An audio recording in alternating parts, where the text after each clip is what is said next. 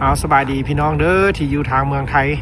ที่เป็นกำลังใจให้ชีวิตของเฮาอยู่ทางรัสเซียพี่น้องเอ้ยสู้ชีวิตอยู่แดนหนาว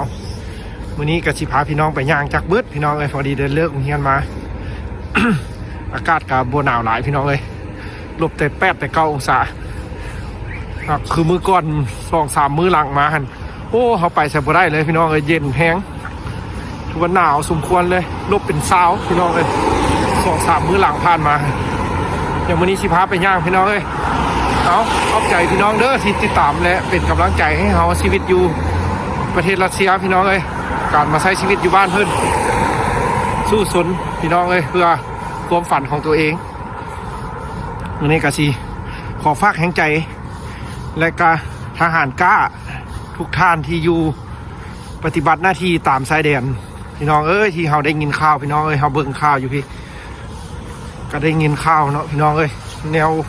แบบก็บ่อยากให้ไผมีเกิดขึ้นพี่น้องเอ้ยได้เห็นแล้วก็เศร้าใจนำพี่น้องเอ้ยก็ว่าเป็นแนวนั้นเป็นห่วงเป็นใยพี่น้องเอ้ยเฮาก็ได้ชีวิตอกเดียวกันพี่น้องว่าซั่นซะ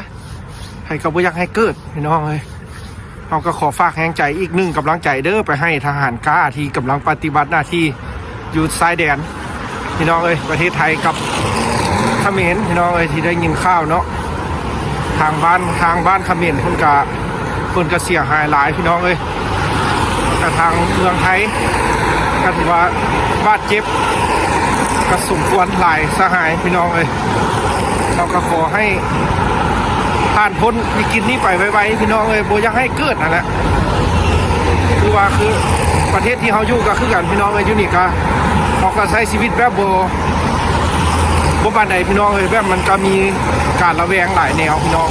เพราะว่าอยู่นี่ก็มีข้าวคือกันพี่น้องเอ้ยอยู่รัสเซียก็ได้ตัวช่วงนี้บ้านเพิ่นก็เคร่งครัดขนาดพี่น้องตัวกลางค่ำกลางคืนนี่อาจจะพอ12 โมงนี่เพิ่นจะปิดละพี่น้องเอ้ยบ่ให้คนเที่ยวบ่หยังนะที่เฮาบ่ได้อัพคลิปให้พี่น้องเบิ่งพี่น้องเอ้ยแล้วที่เฮาเอาคลิปของสาวรัสเซียพี่น้องเอ้ยเฮาเข้าไปเห็นอยู่อัน ซองของเพิ่นพี่น้องไปเห็นแล้วบ้ารู้สึกว่าทึกใจนะพี่น้องเฮาอยากเก็บไว้เป็นความรู้พี่น้องเอ้ยแล้วเฮาเลยเอาไปอัพลงในซองเพราะว่าอยากเก็บไว้เพื่อเป็นความรู้ในตัวเองที่กลับไปบ้านพี่น้องเอ้ยเพื่อจะได้ไปใช้ชีวิตบางสิ่งบางอย่างในการใช้ชีวิตอยู่ทุ่งไร่ทุ่งนาหั่นพี่น้องแล้วมีคลิปนึงที่เพิ่นเอาไปกางเต้นหั่นพี่น้องโอ้เฮาเห็นล่ะแบบคักพี่น้องเขามากขนาดเลยเขาก็เลยเก็บไว้เป็นความรู้แล้วก็เอาไปอัพลงเพื่อพี่น้องผู้ใดที่เข้ามารับชมเพื่ออาจจะเห็นพี่น้องเอ้ยละก็ถือว่าเป็นคลิปที่เขาชื่นชอบพี่น้องเขามากเพราะว่าเป็นแบบผู้หญิงคนเดียวพี่น้องเอ้ยที่ไปใช้ชีวิตอยู่แบบนั้นแบบละมันก็แบบเอ็ดให้จิตใจนะพี่น้องกล้าหาญหลายพี่น้องผู้หญิงนะถือว่ากระสมเสยพี่น้องเอ้ยเพิ่นเอ็ดได้แนวนั้นพี่น้องเอ้ยแต่เขาเอาไปอัพลงก็ถือว่าบ่ได้ติดลิขสิทธิ์อย่างพี่น้องเพิ่นก็ให้เปิดให้อัพลงบ่เป็นหยังเอาก็บ่ได้มีอย่างหลายจุดประสงค์คือตัวเองพี่น้องอยากเก็บไว้เวลาครับไปบ้านแล้วสิได้เบิ่งซื่อๆพี่น้องเอ้ยเพราะว่าเป็นคลิปที่แบบมันม่วนแล้วเฮาเบิ่งแล้วก็ถือว่ามีความสามารถเก่งพี่น้องแล้วเฮาก็รู้สึกว่าเก็บไว้เป็นแรงบันดาลใจของตัวเอง ที่พี่น้องก็เข้ามารับชมพี่น้องเอ้ยแล้วก็คอมเมนต์แล้วก็มื้อนี้เฮาก็สิพาพี่น้องย่างพี่น้องเอ้ยย่างนิดน้อยนึงแล้วก็สิกลับมาเฮือนเพราะว่าหักบ่เริ่มห้ามโรงเรียนพี่น้องเอ้ยไปสู้ชีวิตอยู่บ้านเพิ่นขอบขอบใจพี่น้องเด้อที่เป็นห่วงเป็นใยชีวิตอยู่ทางนี้พี่น้องเอ้ยเฮาก็สู้สนพี่น้องเอ้ยอดเอานี่ 7-8 เดือนคิดฮอดบ้านหลายเฮาก็ได้พี่น้องเอ้ยอยากกลับบ้านสุดละเพราะว่าอยู่พี่ก็ถือว่าในช่วงนี้ตอนนี้เขาย่างนี่คือว่าอินเทอร์เน็ตนี่ใช้บ่ได้ละพี่น้องที่รัสเซียคือว่าค่ำมาแล้วมันบ่มีสัญญาณอินเทอร์เน็ตโทรศัพท์จะบ่มีเลย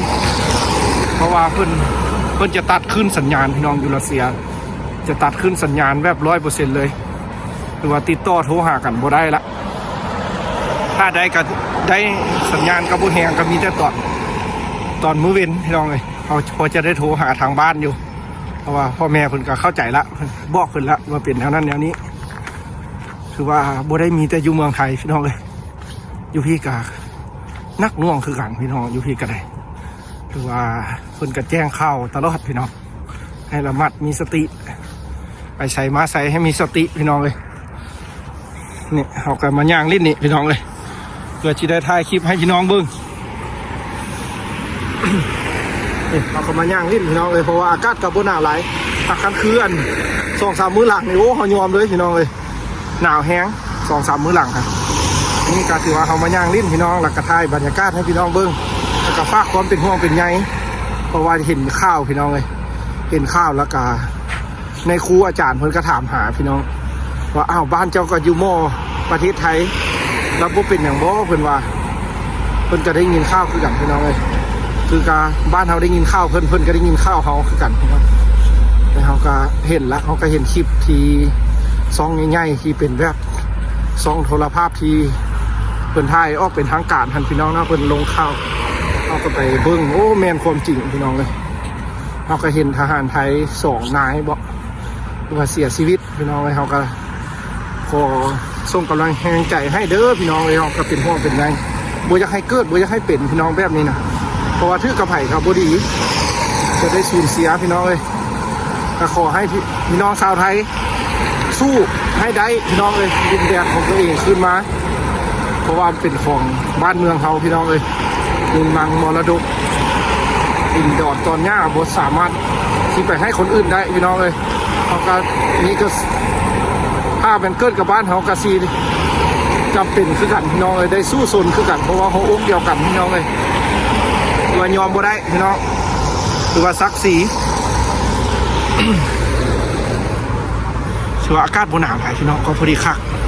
เดี๋ยวถ่ายเบิ่งเด้อพี่น้องเลยเขาจับกล้องกะซีสั้นๆเด้แล้วกะซีพาพี่น้องย่างนิดน้อยหนึ่งแล้วกะซีเนื้อพี่น้องเลยนี่ก็คือบ้านเพื่อนพี่น้องเลยดิมียามแรงนี่รัสเซียพี่น้องช่วงนี้ก็ยังมีรถอยู่พี่น้องช่วงนี้มีรถแล่นเพราะว่ายังเป็นเวลาอยู่18 โมงครับถือว่าเป็น7 โมงยังพี่น้องตอนนี้นะ7 โมงยัง19 โมงยังพี่น้องตอนนี้ก็ถือว่า19 โมงก็ซ้ำนี้เลยพี่น้องบ้านเพื่อนค่ำไว้ช่วงนี้นะพี่น้องเลยค่ำไว้หลายช่วงนี้นะ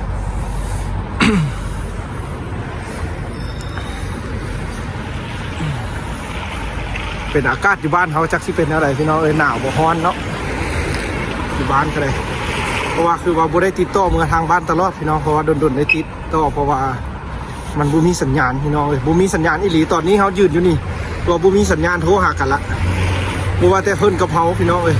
คนรัสเซียก็คือกันว่าอยู่ที่การใช้ชีวิตลำบากหลายพี่น้องอยู่รัสเซียก็ได้เด้อในช่วงนี้นะว่าสมควรพี่น้องเพราะว่ามีแต่อยู่บ้านใดเมืองใดประเทศใดก็คือกัน เดี๋ยวสิพาย่างลิ้นพี่น้องวิวงามๆอยู่ข้างหน้าสิพาไปย่างลิ้นเป็นขัวพี่น้องเป็นขัวแบบเป็นเอ็ดสะพานข้ามสำหรับคนย่างโดยเฉพาะเดี๋ยวสิพาไปเบิ่งพี่น้องบรรยากาศยามค่ำคืนสิมีคนบ้านเพิ่นไปย่างลิ้นบ่อันย่างไปน้ำกันพี่น้องหลังคาโอ้ล้มเป็นห่วงเป็นใยพี่น้องเฮาก็บ่มีอย่างที่จะมอบให้หลายพี่น้องมีแต่ความเป็นห่วงเป็นใยแล้วก็ส่งกำลังใจให้ขอให้ผ่านพ้นไปไวๆพี่น้องเลยให้ได้ไสชนะมาให้พี่น้องชาวไทยพี่น้องเลยได้ใช้ชีวิต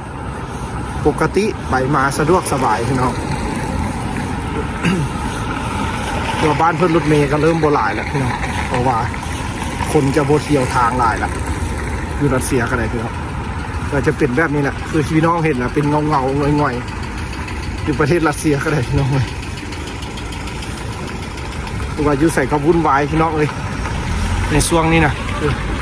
ถือว่าเขาเกิดมาในยุคนี้ก็ถือว่าเป็นยุคที่แบบ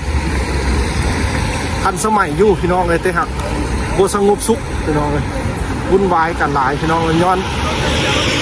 ความโลภโลภะของคนเฮานี่แหละพี่น้องเลย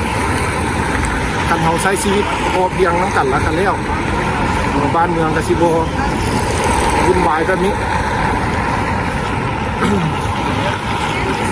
ตามความคิดตัวเองนะพี่น้องเลยเฮานี่เราคือว่ายักใช้ชีวิตแบบธรรมดาบ่ยักวุ่นวายอย่างพี่น้องเลยอยากซอกอยู่หากินไปวันๆแล้วกันแล้ว มีก็กินบ่มีแล้วก็หาชนะพี่น้องเอ้ยเพราะว่าชีวิตก็อยู่พี่ก็สู้สุดละเจอแต่ความทุกข์ยากพี่น้องเขาก็ได้ยังบ่เคยเจอความสบายจากเทื่อคิดว่ามาอยู่ต่างประเทศสิสบายพี่น้องเอ้ยมาเบิ่งอยู่รัสเซียตอนนี้ทุกคนอยู่บ้านอีกพี่น้องออกตรงๆซะทุกคนอยู่บ้านสัวไปโรงเรียนกันแต่เช้าคุณจะเดึก6 โมงสัวได้มากันจังว่าอัน5 โมง6 โมงพี่น้องอันนี้ก็ได้หรือว่าบดมือเช้าจำค่ำบ่ได้เห็นฟ้าเห็นฝนนี่ข้างหน้าก็ถือว่างามพี่น้องเดี๋ยวสิพาย่างเด้อดินี่อันนี้เพิ่นก็กำลังเกี่ยมบุญคริสต์มาสของเขาเจ้าพี่น้องเขาบ่ได้จัดใหญ่ปีนี้นะเขาเบิ่งที่เขาฮู้เลยว่าบ่ได้จัดใหญ่นี่เดี๋ยวสิพาไปย่างอยู่ขัวพี่น้องเด้อเป็นบรรยากาศน่าจะมีคนย่างอยู่พี่น้องเดี๋ยวไปเบิ่งน้ำกันถือว่าเขาบ่ได้ไก่จักเงินพี่น้องเลย2 ลักย่างเอาพี่น้องรถเมย์ก็บ่แล่นแล้วได้มื้อเดียวนี้นะน้อยแล่นอยู่หักน้อยเอาเดี๋ยวไปฮอดขัวแล้วก็สิถ่ายให้เบิ่งพี่น้องอันนี้ก็เป็นเพิ่นกำลังเกี่ยมบุญคริสต์มาสพี่น้องชาวคริสเตียนเดี๋ยวไว้ไปฮอดขัวแล้วสิถ่ายให้เบิ่งพี่น้องเด้อเอาก็ขอบใจพี่น้องที่เป็นห่วงเป็นใยแล้วก็เอื้อยเพิ่นที่อยู่ต่างแดนพี่น้องเอ้ยเพิ่นก็คอยรับชมคลิปเพื่อเป็นกำลังใจให้เฮาขันมาใช้ชีวิตอยู่พี่น้องเอ้ยเดี๋ยววัดกลับไปบ้านแล้วจังว่ากันใหม่พี่น้องเอ้ยอยู่บ้านเพิ่นมันก็เป็นจังซี่แหละบ่ม่วนบ่ซื่นบ่มีความสุขคันบ่ได้มาเพื่ออันความรู้นี่ก็สิบ่มาแหละพี่น้องเอ้ยเพื่ออนาคตตัวเองก็บ่มาดอกบ่ปรารถนาแล้วไปต่างประเทศเนี่ยพี่น้องเอ้ยนอกจากสิใช้ชีวิตรวยผมบอกจากสิมีความสุขพี่น้องถือว่าชีวิตแบบนี้นี่ก็ถือว่าอยู่บ้านเขาดีกว่า เอาพี่น้องเอ้ยขอส่งกำลังแห้งใจให้เด้อพี่น้องชาวไทยพี่น้องเอ้ยและกระทหารกล้าที่สละอันเวลาและก็สละเพื่อไปปฏิบัติหน้าที่ของตนเองพี่น้องเอ้ยลูกผู้ชายต้องรักษาดินแดนแม่นความพี่น้องเอ้ยเอาขอให้ได้พื้นที่กลับขึ้นมาไว้พี่น้องเอ้ยแล้วก็บ่ต้องให้มีการเจ็บป่วยอย่างพี่น้องเอ้ยอยากให้เจรจาให้สงบกันให้ได้พี่น้องเอ้ยให้ผู้ใหญ่เพิ่นได้ตกลงกันให้แล้วพี่น้องเอ้ยเอาผู้น้อยกันมีแต่อย่างที่ได้พี่น้องเอ้ยเพิ่นสั่งมาแล้วของก็มีแต่ไปตายก็แม่นเฮาตายเจ็บก็แม่นเฮาเจ็บได้พี่น้องคันผู้นุ่มผู้น้อยนะเอาบ๊ายบายเจอกันไหมพี่น้องเดี๋ยวสิไปฮอตกว่าแล้วก็ถ่ายอีกคลิปนึงพี่น้องมื้อนี้สิเอา2 คลิปแล้วก็สิกลับบ้านพี่น้องเพราะว่าเป็นอย่างจึงได้2 คลิปเพราะว่าอากาศข้างบนหนาวหลายนี่คนบ้านเพิ่นก็กำลังย่างไปลิ้นได้นี่ไปเป็นคู่เอาพี่น้อง